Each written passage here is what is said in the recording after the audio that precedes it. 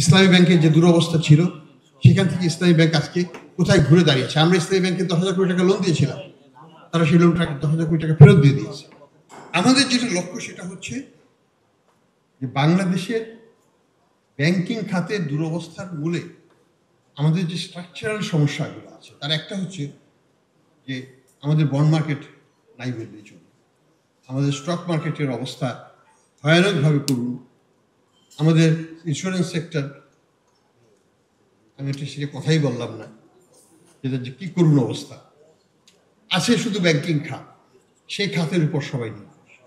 আমরা যদি গ্লোবাল স্ট্রাকচারটা দেখি আমরা দেখতে পারি বন্ড মার্কেটের উপর ডিপেন্ড করে। বন্ড মার্কেটের সাইজ কত গ্লোবালি? $130 ট্রিলিয়ন। 130 ট্রিলিয়ন।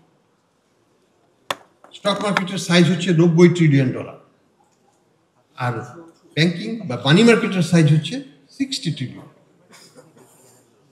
আর আমাদের হচ্ছে পুরোটা রিভার্স, সবই মানি মার্কেট, সবই হচ্ছে ব্যাংকিং খাত, সবাই এখানে আসছেন, মানে অল দ্য রিস্ক এই ব্যাংকিং খাতের উপর পড়ছে এবং এটা ব্যাংকিং খাতের জন্য অসহনীয়।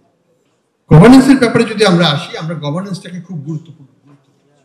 আমরা 14টা ব্যাংকের বোর্ড ভেঙে সেখানে সুশাসন প্রতিষ্ঠার চেষ্টা করেছি এবং রেজাল্ট আমরা পাচ্ছি। আমরা যদি দেখি ইসলামী ব্যাংকের যে দুরবস্থা ছিল সেখান থেকে ইসলামী ব্যাংক আজকে কোথায় ঘুরে দাঁড়িয়েছে। আমরা ইসলামী ব্যাংকে 10,000 কোটি টাকা লোন দিয়েছিলাম, তারা সেই লোনটা 10,000 কোটি টাকা ফেরত দিয়ে দিয়েছে। কিসের বদৌলতে? গুড পারফরমেন্স, গুড গভর্নেন্স, আর তো কিছু না।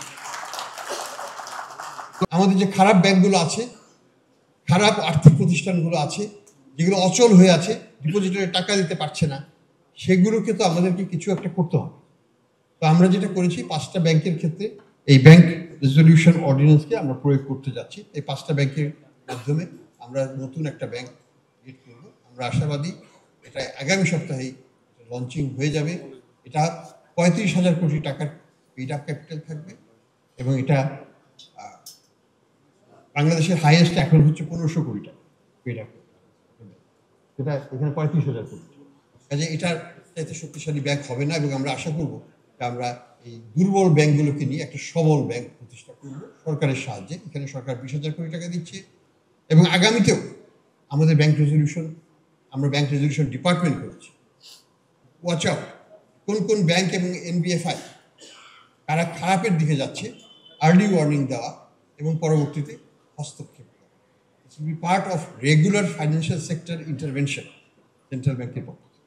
এটা কোনো আইসোলেটেড ঘটনা হবে না, কোনো বিশেষ কারণে হবে না, যখন দরকার হবে তখনই এটা করতে হবে এবং সেই জন্য ডিপার্টমেন্টও করা হয়েছে, আইন করা হয়েছে এবং সরকারের সাথে আমাদের একটা সমঝোতা আছে যে যখন দরকার হবে সরকার আর্থিকভাবে এই কার্যক্রমকে আমরা 9টা এনবিএফআইকে অবসায়ন করতে যাচ্ছি এবং সেই ব্যাপারে সরকার ফুললি কমিটেড। দুধার চকলেটে একাকার হয়ে ওঠা প্রাণ লেয়ার সম্পর্কের মিষ্টি ম্যাজিক।